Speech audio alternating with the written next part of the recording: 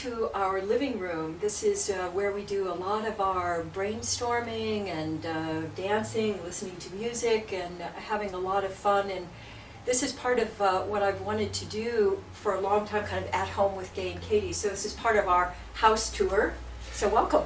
And what we're doing is we're answering different big relationship problems and questions, giving you 2 or 3 minute solutions to some of the biggest questions that there are in relationships.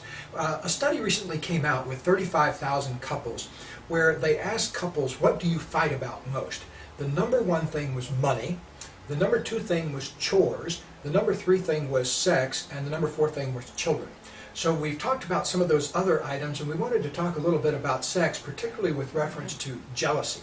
Jealousy is one of those things that comes up in many, many relationships, perhaps most relationships. And the feeling of jealousy is not something that people like to have, that feeling of, and that kind of insecurity. And so we've given a lot of attention to what is that really about, and what can you do when jealousy comes up? Usually the real problem part of jealousy is that you're trying to control the feelings of other people. You want your mate maybe not to be sexually attracted to someone that they're sexually attracted to, or maybe you fantasize that they are sexually attracted to someone that they may not even be sexually attracted to. But the real thing is that you're trying kind of with your psychic energy to control the feelings of the other person, which works about 0% of the time. Yes. In fact, it usually comes back to bite you, because the more you try to control somebody, the more resistant they get, and so it may drive them to do things that they wouldn't otherwise do. So the first thing is to let go of the control of the other person's feelings, or thinking that you have that control, and put your attention first on your own feelings. And usually the feeling that is under there is something that you're scared of, something that you feel you're lacking, or that really your partner has and you don't. I can remember feeling jealous when we first got together about how much attention you got, and so I would be kind of, me too.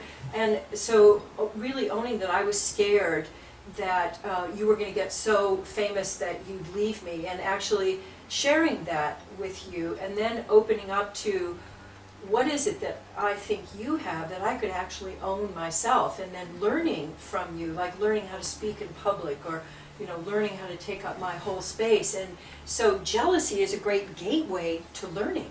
It's a great gateway to learning too, because if you get underneath the trying to control the other person's feelings and actually deal with the fear inside yourself, you'll find that 9 times out of 10 it's really a fear about you're not expressing your own creativity fully.